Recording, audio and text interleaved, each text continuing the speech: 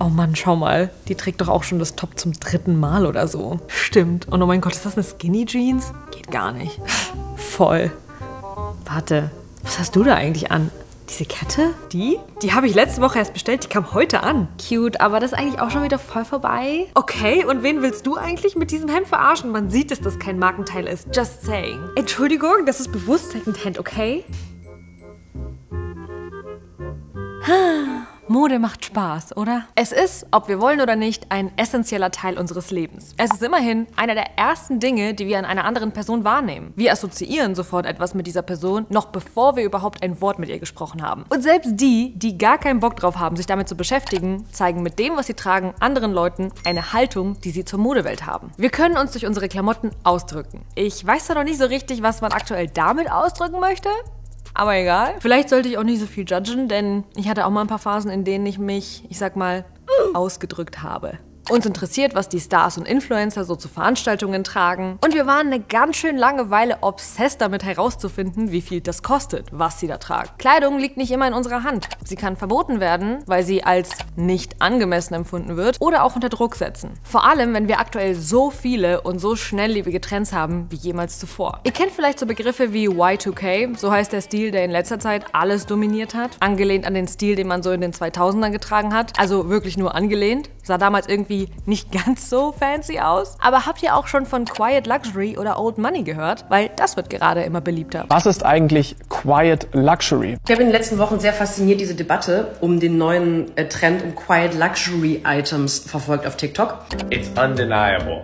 TikTok is obsessed with quiet luxury. Quiet luxury is the loudest trend of 2023. Wieso dieser Stil? Und wieso jetzt? Das wollte ich herausfinden. Dafür habe ich auch mit Professor Dr. Diana Weiß gesprochen. Sie ist Modeprofessorin an der BSP Business School in Berlin und für ihre Arbeit als Autorin und Journalistin befasst sie sich auch mit Schönheitsnormen und weiß, wie Trends entstehen können. Grundsätzlich muss man sagen, Modetrends werden nicht von Designern gemacht oder von der Textilindustrie, sondern immer von den Menschen, die sie tragen. Ich habe nach dem Gespräch mit ihr so ein paar Dinge besser verstehen können. Zum Beispiel, wie sehr Status und Kleidung zusammenhängen oder warum Mode politischer ist, als man zuerst denkt. Anhand von den aktuellen Trends kann man auch ganz gut verstehen, wer oder was bestimmt eigentlich, was so viele tragen, wie hat sich das verändert und was kann der ein oder andere Trend über uns aussagen. Wenn ihr das auch alles herausfinden wollt und Bock habt, über das große Thema Fashion zu reden, dann würde ich sagen, let's go!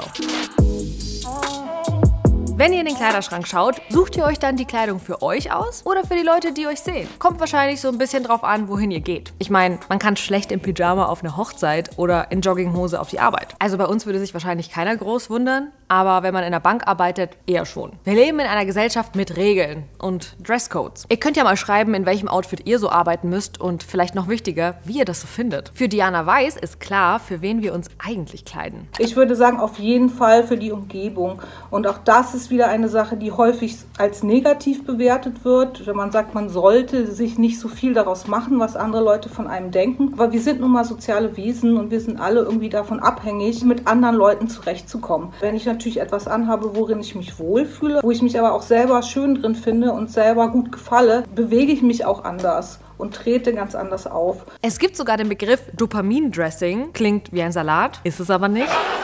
Hier geht es darum, durch besonders knallige Farben in der Kleidung das Glückshormon Dopamin auszuschütten und so die Stimmung zu beeinflussen. Das hat unter anderem während des Lockdowns eine Professorin für Modepsychologie untersucht. Ich wette, jede einzelne Person von euch kennt das Sprichwort Kleider machen Leute. Das wusste schon Gottfried Keller im 19. Jahrhundert, der in seiner Novelle von einem Schneiderlehrling erzählt, der wegen seiner Kleidung für einen Grafen gehalten wird, obwohl er eigentlich arm ist. Der lateinische Ausdruck vestis virum reddit ist sogar noch viel früher zu finden. Man wusste also schon ziemlich lange, deine Kleidung beeinflusst sofort, wie du wahrgenommen wirst. Dass das innerhalb eines Bruchteils einer Sekunde passiert, haben US-Psychologen im Fachblatt Nature Human Behavior geschrieben. Für ihr Experiment haben sie dasselbe Gesicht mit verschiedener Kleidung kombiniert. Einmal Bekleidung, die von einer Jury vorher als reicher und einmal einer Bekleidung, die als ärmer wahrgenommen wurde. Dann sollten die Probanden anhand einer Skala beantworten, wie fähig die Person ist. Und in mehr als 80% der Fälle wurde dasselbe Gesicht als fähiger eingestuft, wenn es auf einen Oberkörper mit reicher wirkender Kleidung montiert war. Selbst wenn das Bild nur für ein paar Millisekunden gezeigt wurde. Es zeigt sich eine starke Tendenz, dass Menschen mit niedrigem ökonomischen Status als weniger fähig empfunden werden, schreiben die Forschenden. Das führe häufig zu sozialer Ausgrenzung mit Nachteilen für die körperliche und psychische Gesundheit. Und wie krass Status und Kleidung zusammenhängen, zeigen auch ein paar aktuelle Fashion-Trends.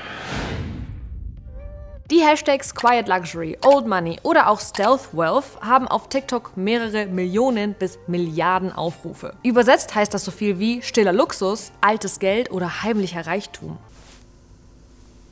Denn wie viel Geld du wirklich hast, ist ein Geheimnis. Also, mehr oder weniger. Man trägt immer noch Luxusklamotten, nur nicht mehr mit Logos ausgedrückt, sondern mit schlichten und dezenten Sachen. So nach dem Motto, if you know, you know. This is a work of art. This is bullshit. This is a work of art. This is bullshit. Bei Old Money kommt noch der Aspekt dazu, dass das Geld seit Generationen in der Familie ist und vererbt wurde, man also schon immer Geld hatte und niemandem etwas beweisen muss. Da dient zum Beispiel der Style der Royals als Inspiration. Also allen möglichen Royals, die es so gibt. Old Money wird mittlerweile aber auch auf alles Mögliche angewendet, also zum Beispiel Babynamen, Häuser oder Berufe. Ansonsten ist zum Thema Quiet Luxury von Outfit-Inspos über Markendropping, über Stars, die Vorbilder sind, hin zu Diskussionen und Statements darüber, ob der Trend problematisch ist, was er genau bedeutet, ob er vorbeigeht oder nicht, gefühlt alles dabei. Letztendlich geht es ja bei vielen Trends darum, zu zeigen, dass man Status hat. Und die Frage ist dann immer, wie wird Status definiert? In diesem Fall, Old Money sagt es ja schon, wird Status sehr stark über Geld definiert. Also wie viel Geld habe ich und wie kann ich halt anderen Leuten anzeigen, dass ich viel Geld habe. Und dann gibt es immer die Varianten, die sind halt offensichtlicher, zum Beispiel eine dicke goldene Uhr oder eine Designer-Handtasche mit einem dicken Logo drauf. Das sind so Zeichen, die kennt eigentlich jeder und jeder kann dann sehen, aha, die Person hat jetzt so und so viel Geld ausgegeben, um sich diese Tasche zu kaufen. Und bei Quiet Luxury geht es halt darum, Zeichen zu benutzen, die halt nicht so offensichtlich sind und die vielleicht dann auch nicht von allen Leuten sofort erkannt werden, sondern man spricht damit eben nur bestimmte Leute an, die sozusagen auch Bescheid wissen und die diese Codes halt entsprechend deuten können. Und es ist so eine gewisse Abwertung steckt da ja auch in diesem Begriff drin, Old Money. Von Leuten, die halt nicht zu diesem exklusiven Club gehören, dass sie jetzt reich geboren sind und schon reich aufgewachsen sind und deshalb auch diese ganzen Zeichen kennen. Die dürfen dann sozusagen nicht mitmachen. Andere Leute, für die es eher schwierig ist mitzumischen, Menschen, die nicht in Markenmode passen, denn die wird oft nur bis zu einer sehr bestimmten, sehr kleinen Größe angeboten. Und speziell die Old Money-Ästhetik findet zum Beispiel Jonathan Square kritisch. Er ist Dozent für schwarze visuelle Kultur an einer New Yorker Designschule. Er findet Minimalismus grundsätzlich nicht schlecht, aber schwierig wird es, wenn man es mit Überlegenheit in Verbindung bringt. Die Fashion-Journalistin Frances Sola Santiago sagt dazu, die Wurzel des Ganzen ist der Wunsch, sich anzupassen oder zu entfliehen. Das weiß sie, weil sie in der Kolonie Puerto Rico aufgewachsen ist. Sie erinnert sich, wie der elegante und klassische Stil der Royals sehr viel angesehener war als der Stil, der von den Straßen Puerto Ricos kam. An dieser Stelle kann man sich vielleicht auch mal überlegen, woher dieses Old Money kommt. Und dafür, dass das alles leise sein soll, wird ziemlich viel Lärm drum gemacht. Die Suchanfragen schnellen aktuell in vielen Ländern in die Höhe und auch das bekannteste Trendforschungsunternehmen WGSN beschäftigt sich damit. Sie arbeiten daran, die Trends von morgen zu identifizieren und Prognosen für zum Beispiel Firmen zu erstellen. Sie sagen, man sieht den Trend vom zurückhaltenden Luxus zum Beispiel auch auf den Catwalks und anhand der Google-Suchen aus dem letzten Jahr sieht man, dass am meisten nach simplen Kleidungsstücken gesucht wurde. Sie bewerten das als starken Investitionsfall und sagen mit ihrer Analyse, dass der Trend länger bleibt und sich auf mehrere Branchen auswirken wird. Viele versuchen eine Erklärung zu finden, warum das jetzt so ein Ding ist und glauben, dass es mehrere Faktoren gibt, die da reinspielen und Leute, die den Trend gepusht haben könnten. Die Macht, die früher Fashion-Magazine hatten, die immer die neuesten Trends abgebildet und auch mitbestimmt haben, die ist mittlerweile ziemlich krass aufgebrochen worden. Dieses Bild von der Fashion-Chefredakteurin wie bei Der Teufel trägt Prada, angelehnt an die Chefin des Fashion-Magazins Vogue, Anna Wintour, ist immer noch Kult, aber längst nicht mehr so einflussreich. Stattdessen haben den Einfluss auf das, was wir tragen wollen, heute Influencer, virale Hashtags oder auch verschiedene Filme und Serien. In diesem Fall könnte es zum Beispiel unter anderem It-Girl Sophia Richie sein. Sie ist die Tochter von Lionel Richie und ihre glamouröse Hochzeit wurde mit ihrem zeitlosen Hochzeitskleid auf TikTok bis zum geht nicht mehr romantisiert und sie wird jetzt als Stilikone von dem Quiet Luxury Trend gefeiert. Aber auch über die Outfits von Schauspielerin Gwyneth Paltrow, die sie zu einem Gerichtsprozess getragen hat, wurde teilweise mehr geredet und berichtet als über den Prozess selbst. Dann gibt es die Theorie, dass die Serie Succession eine große Rolle dabei gespielt hat, den Hype auszulösen. Unter anderem, weil sich die Google-Suchanfragen nach Quiet Luxury weltweit verzehnfacht haben, speziell in der Woche, in der die erste Folge der letzten Staffel ausgestrahlt wurde. Dafür hat eine Fashion-Marke verschiedene verschiedene Suchbegriffe durchanalysiert. Es gibt Fashion-Accounts, die sich ausschließlich den Outfits dieser Serie widmen und zum Beispiel zeigen, dass eine einfache Cap, wie sie in der Serie getragen wird, 600 € kosten kann. Und dabei geht es in der Serie eigentlich gar nicht wirklich um Fashion, sondern eher darum, wie Geschwister um das Milliardenerbe der Familie kämpfen. Kleidung spielt hier, wenn überhaupt, eher eine subtile Rolle, die aber die Leute irgendwie zu catchen scheint. In der ersten Folge der 4. Staffel sieht man zum Beispiel sehr gut, wie man zum Outsider wird, wenn man diese Codes der Superreichen nicht richtig umsetzt. So, I hear you've made an enormous faux pas and everyone's laughing up their sleeves about your date. What? Why? Why? Because she's brought a ludicrously capacious bag. What? What's even in there? Huh? Flat shoes for the subway? Her lunch pail? I mean, Greg, it's monstrous. It's gargantuan.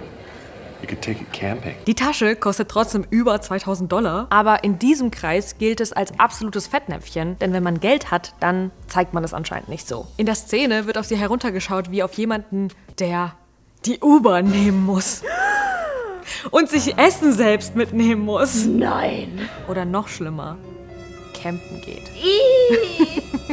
Spannenderweise hatte aber die Kostümdesignerin der Serie keine Ahnung von diesen Begriffen und Trends. Sie und ihr Team haben viele superreiche Menschen beobachtet und auch die Unterschiede in der Kleidung zu anderen Menschen, die mit ihnen arbeiten, bis ins kleinste Detail dokumentiert. Dadurch konnten sie die verschiedenen Hierarchien der Elite und der Arbeiterklasse anhand ihrer Kleidung zeigen. Eigentlich hatte ich das Gefühl, dass die Stimmung gegenüber superreichen Menschen etwas kritischer geworden ist in letzter Zeit. In ein paar der letzten Videos habe ich mir ja auch angeschaut, dass immer mehr Leute über ihren CO2-Ausstoß, den Einfluss ihrer Eltern oder ihren Protz in den Medien diskutiert haben. Aber irgendwie sagt die Beliebtheit des Trendes ja doch eher aus, dass man Teil davon sein will. Vielleicht so ein bisschen. Oder? Es gibt ja sowas wie sozial erwünschte Ansichten, dass man sagt, nein, ich finde das falsch, dass reiche Leute so viele Vorteile haben. Und dann gibt es aber auch irgendwie den Teil in uns, der sagt, naja, aber ich wäre eigentlich auch gerne einer von diesen Personen. Ich hätte auch gerne so viele Vorteile. Und dadurch, dass dieser Trend eben so präsent ist im Moment, ich denke, dadurch kommt halt zum Ausdruck, dass jetzt durch alle möglichen Krisenlagen, die wir haben im Moment, eben diese Schere zwischen Arm und Reich weiter aufgeht. Viele Leute halt Angst davor haben, sozial abzusteigen. Und dann eben gerne so einem Trend nachhängen, mit dem sie sich dann so den Anschein verleihen können, als hätten sie eben wirtschaftlich gar keine Probleme. Man möchte einfach auf der Gewinnerseite stehen. Und das geht leichter, als man denkt. Denn viele geben mittlerweile auch Tipps, wie man durch Fast-Fashion-Unternehmen einen teuer aussehenden Look hinkriegen kann. An sich nicht verkehrt, sich relativ schlichte Kleidung zu holen, aber wenn ich sehe, dass selbst das Ultra-Fast-Fashion bzw. Real-Time-Fast-Fashion-Unternehmen Shein schon eine eigene Seite zum Thema Quiet Luxury eingerichtet hat, ja, dann beschleicht mich so ein bisschen das Gefühl, dass das doch wieder ein Trend ist, der schnell wieder weg ist, oder? Und so wie man jetzt vom Succession-Effekt spricht, hat man vorher vom Euphoria-Effekt gesprochen. Denn da ist etwas sehr Ähnliches passiert. In der Serie geht es ja auch nicht wirklich um Fashion, aber trotzdem denken viele, dass sie sehr viel dazu beigetragen hat, diesen 2000er-Stil und zum Beispiel auch die ganzen Make-up-Trends so richtig beliebt zu machen. Vor allem als in der 2. Staffel mit High-Fashion-Brands gearbeitet wurde, wurde der Hype so richtig ausgelöst. Und auch hier gab es natürlich ganz viele, wie du das Outfit in günstig nachsteigen kannst, Videos. Außerdem sagt unter anderem die Fashion-Psychologin und Professorin, die sich auch mit dem Dopamin-Dressing beschäftigt hat, diesem Stil eine Form von Nostalgie nach. Und das kann laut ihr den Wunsch ausdrücken, der aktuellen, krisenreichen Zeit zumindest durch die Kleidung entfliehen zu wollen. Das kann auch ein wichtiger, wenn auch vielleicht unterbewusster Punkt bei der ganzen Geschichte sein. Egal ob Pandemie, aktuelle gesellschaftliche Diskussionen, Klimawandel oder die wirtschaftliche Lage, das, was um uns herum passiert, spiegelt sich auch oft in unserer Kleidung wider. Aktuell befinden wir uns in einer Rezession, das heißt, die Wirtschaftsleistung sinkt und wir verbrauchen privat aktuell weniger, geben also zum Beispiel auch weniger für Kleidung aus. In dem Zusammenhang habe ich zum Beispiel auch den Begriff Recession Core gesehen, was unter anderem die minimalistische Kleidung als Antwort auf die wirtschaftliche Lage beschreiben soll, wo man auch nichts Neues kaufen muss, sondern das nimmt, was man eh schon zu Hause hat. Verdeutlicht aber auch schon den Klassenunterschied, denn mehrere Stars verzichten aktuell zum Beispiel auf roten Teppichen auf ihren Schmuck. Tragic. Das wird auch schon als Recession Core bezeichnet. Was sagt das eigentlich über uns aus, dass wir selbst eine Rezession in eine Ästhetik mit cuten Namen verpacken wollen? Recession Core. Ähnliches wird aus dem Jahr 2008 berichtet, als die Finanzkrise weltweit ihren Höhepunkt erreicht hat und die bunten, knalligen, glitzernden und kurzen Outfits quasi über Nacht verschwunden sind. In Artikeln und Bildern aus Fashion-Shows aus dem Jahr 2008 sieht man auch ganz gut, wie Designermarken zu diesem Zeitpunkt angefangen haben, minimalistische, schwarze und logofreie Sachen anzubieten. Man muss vielleicht auch dazu sagen, dass es jetzt eine andere Jahreszeit war, aber ich glaube, man sieht trotzdem einen krassen Unterschied, oder? Die Reichen tangiert so eine wirtschaftliche Lage meistens eher weniger. Aktuell aktuell tatsächlich schon so ein bisschen, aber sie schrauben ihren Protz runter, denn viele Menschen haben in der Zeit ihre Jobs oder Vermögen verloren. Diana Weiss hat mir erzählt, dass es das so ähnlich auch schon viel früher gab, und zwar nach der Französischen Revolution. Ihr wisst ja, ich liebe dieses Thema. Und da sind genau diese Codes entstanden, die sich jetzt auch ein Stück weit in dem Quiet Luxury Trend wiederfinden. Der Absolutismus wurde abgeschafft und es gab da ein neues politisches System, die Demokratie. Und Demokratie sagt ja ganz klar, alle Menschen sind gleich, alle Menschen sollten die gleichen Möglichkeiten haben im Leben. Und natürlich stimmt es nicht. Und es gab eben diese Gruppe der Bourgeoisie, die halt trotzdem gerne Privilegien für sich haben wollte und konnte es aber nicht so machen, wie der Adel das vorher gemacht hatte. Die haben ja sehr stark geprotzt, ne, und haben halt sich behängt mit teurem Schmuck und eben ganz auffällige Kleider getragen. Und die haben dann eben damit angefangen, so diese ganz subtilen Codes zu entwickeln, die einfach nur sozusagen von ihresgleichen auch erkannt werden konnten. Und natürlich ist der Zweck davon immer, sozusagen andere Leute auf Abstand zu halten. Weil das Problem bei diesen Codes ist, wenn man nicht damit aufgewachsen ist, wenn man das nicht kennt aus seiner eigenen Erfahrung, ist es halt schwierig, da mitzumachen. Ich will aufsteigen in eine andere Gruppe und werde dann dadurch daran gehindert, dass ich nicht weiß, wie man sich dort verhält oder wie man sich dort anziehen soll. Wann und wie kann Mode politisch sein? Also ich finde, Mode ist immer politisch, weil es geht ja bei Mode auch darum, sich zu zeigen. Und die Frage ist ja immer bei Politik, ne, wer wird gesehen? Wer wird gesehen, wer wird gehört, auf welchen Personen, auf welchen Personengruppen liegt zum Beispiel auch mediale Aufmerksamkeit. Wenn man jetzt zum Beispiel die Frauenbewegung anguckt, das ist so ein klassisches Beispiel, die waren ja viele jahrhundertelang unterdrückt. Frauen hatten gar keine öffentliche Plattform, die haben gar nicht richtig teilgenommen am öffentlichen Leben und fingen dann eben an, übrigens auch durch die Mode und die Konsumkultur, mehr auf die Straße zu gehen, einfach sichtbarer zu sein und diesen Platz dann eben auch für sich einzufordern. Im Moment ist halt auch das Thema Gender halt sehr wichtig, dass Leute eben zeigen durch ihr Aussehen, durch die Art, wie sie sich kleiden, dass sie eben nicht einverstanden sind mit diesen althergebrachten so Gendernormen, und das hat wiederum einen starken politischen Einfluss, weil Leute eben sehen, dass Leute anders jetzt sich zeigen, sich anders anziehen, und dann setzt halt auch wieder so ein gesellschaftlicher Normalisierungsprozess ein. Ne? Und ich glaube, der Grund, warum dieser Widerstand gerade auch so stark ist, dass es eigentlich ein verlorener Kampf ist. Ne? Die Dinge ändern sich einfach, und wenn ich mir so gerade die jüngeren Leute angucke, die Gen Z, die haben längst nicht mehr diese komischen Gender-Vorstellungen in ihren Köpfen. Und das sieht man auch daran, wie die sich anziehen. Und ich finde, ein junger Mann im Kleid oder auch ein älterer Mann im Kleid oder mit Lippenstift muss halt genauso normal sein wie eine Frau in Jeans und Turnschuhen. Ich habe die ganze Zeit nach einem Muster gesucht, der unseren Trendzyklus erklären oder zumindest beschreiben kann. Ich habe von Pendelbewegungen gelesen, die hin und her schwingen und aussagen, dass es nach einer Richtung immer in die gegensätzliche Richtung schwingt und es deswegen mit hoher Wahrscheinlichkeit auch wieder zurück zu fetten Logos gehen wird. Also schmeißt sie vielleicht noch nicht direkt aus dem Schrank. Dann gibt es das Muster, dass man immer die Mode von vor 20 Jahren feiert. In den 90ern hat man den 70er-Jahres-Stil gefeiert, in den 2000ern den 80ern, und der 2000er-Stil jetzt würde nach dieser Theorie auch Sinn ergeben, weil genug Zeit dazwischen vergangen ist, dass ein alter Stil einer neuen Generation wieder neu vorkommt. Aber durch die verschiedenen Mikro- und Mega- und Makrotrends ist das alles so ein bisschen komplizierter geworden. Früher hat man ja von Modewellen gesprochen, das heißt, die fangen langsam an, dann steigert sich das immer mehr, dann gibt es irgendwie so einen Höhepunkt, ne? Also dann ist es irgendwie maximal da, ein Trend, und dann wird es halt immer wieder weniger, bis es dann ganz weg ist. Also diese Grafiken basieren ja durchaus auf so empirischen Untersuchungen. Allerdings muss man sagen, die können halt unterschiedlich aussehen. Ne? Es gibt vielleicht welche, die sind flacher und dafür mehr in die Länge gezogen. Das heißt, es sind dann Dinge,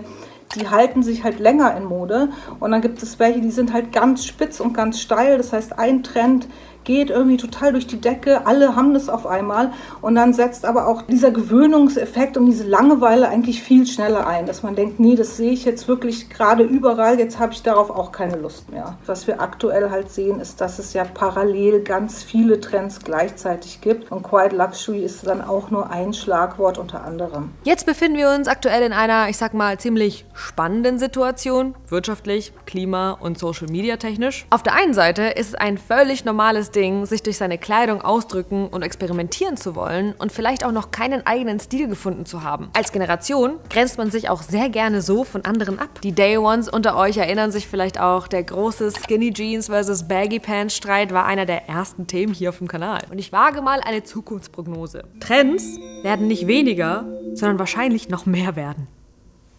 Es braucht nicht viel, zum Beispiel einen Serienhit, ein paar virale Videos, einen fancy Namen mit Aesthetic oder Core am Ende und zack, neue Shein-Kollektion ist kreiert. Das hier ist nur eine kleine Auswahl der verschiedensten Trendästhetiken, die aktuell so im Umlauf sind. Gepaart mit der Möglichkeit, dass man das alles quasi in Echtzeit von überall aus der Welt bestellen kann, habe ich mich gefragt, wie man mit der Situation am besten umgehen kann. Denn natürlich geht es aktuell auch stark auf Kosten der Umwelt. Aber trotzdem, deswegen ein schlechtes Gewissen haben, findet Diana Weiss eher schwierig, grundsätzlich so diese Verantwortung den einzelnen Konsumenten und Konsumentinnen zu überlassen, weil ich finde, da muss es ganz klar politische Regeln gehen. Diese Angebote gibt es halt nun mal und ich finde es auch wichtig und normal für junge Menschen, dass die sich gerne ausprobieren wollen und eben Lust haben, neue Sachen sich zu kaufen. Also Nachhaltigkeit und Überkonsum sind ganz klar die wichtigsten Probleme in der Mode. Man könnte sofort aufhören, neue Kleider herzustellen und alle Leute auf der Welt hätten auf Jahrzehnte immer noch genug zum Anziehen. Und eine Sache, die ich wirklich gut finde und die, denke ich, auch weitergehen wird, ist eben der Trend zur Vintage-Mode. Das kann ich persönlich unterschreiben. Es ist cool, dass es jetzt so in den Trendzyklus aufgenommen wurde. Nur ist es wieder so beliebt, dass selbst die Fast-Fashion-Teile immer öfter einen Vintage-Look haben, was irgendwie nicht ganz so Sinn der Sache ist. Wenn ihr also die Möglichkeit habt, sind Flohmärkte, Second-Hand-Shops und Apps oder vielleicht auch mal eine Kleidertauschparty mit euren Friends eine ziemlich coole Idee. Und zu verstehen, woher ein Trend kommt, kann auch nicht schaden und manchmal auch den Druck rausnehmen, nicht bei allen ständig sofort mitmachen zu müssen. Erstmal abwarten und schauen, ob es ein kurzlebiger Trend ist gar nicht so verkehrt manchmal. Schreibt mir gerne mal in die Kommentare, wie ihr aktuell so damit umgeht. Team Secondhand oder doch Team Fast Fashion? Team offen für Trends oder eher Team Überforderung? Oder Team ist mir eigentlich ziemlich egal, habe es mir aber trotzdem angeschaut und für sehr spannend befunden. Dann lasst gerne mal einen Daumen nach oben da und ein Abo, falls noch nicht geschehen. Man kann zu diesem Thema übrigens noch so viel mehr sagen, deswegen checkt gerne mal die Videos aus zu diesem Thema und ich würde mich sehr freuen, wenn ihr nächste Woche wieder mit am Start seid. Bye!